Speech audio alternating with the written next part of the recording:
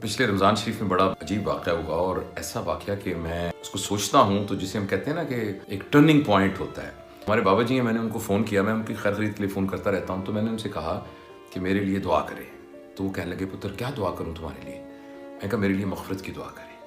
تو وہ کہنے لگے کہ بھی مغفرت کی دعا کا تو طریقہ ہی بڑا آسان ہے، اور مغفرت کی دعا کے قبول ہونے کی بھی گارنٹی ہے، بشرطے کہ جیسا میں کہتا ہوں ویسے کرو۔ تو میں نے کہا مجھے بتائیے۔ تو کہنے لگے مغفرت کی دعا کرنے کا یہ طریقہ ہے کہ آپ اللہ پاک سے یہ کہیں کہ اللہ پاک، اس دنیا میں جتنے لوگ رہتے ہیں نا، میں نے ان سب کو معاف کیا۔ آج سے میرا کسی سے جھگڑا نہیں، کسی سے لڑائی نہیں، میرے دل میں کسی کے بارے میں کوئی نیگیٹیوٹی نہیں، میرے دل میں کوئی بغض نہیں، میرے دل میں کسی کے بارے میں کینہ نہیں۔ تیری مخلوق جتنی بھی یہاں رہ رہی ہے، میں نے ان سب کو معاف کیا، لہٰذا اب میں تجھ سے گزارش کرتا ہوں کہ تجھے مجھے معاف کر دے۔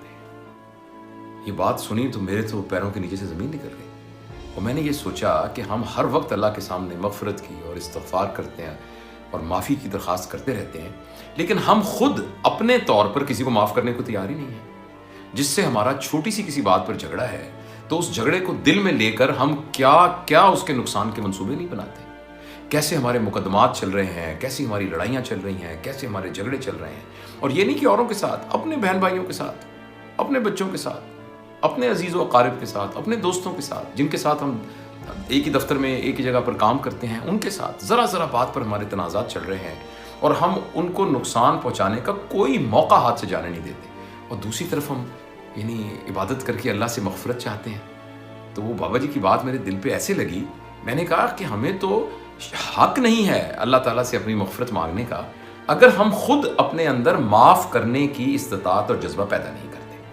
تو یہ بات مجھے اتنی اچھی لگی، تو میں چونکہ آپ نے یہ ذکر کیا تھا تو میں سوچا کہ میں آپ کے ساتھ یہ بات شیئر کروں۔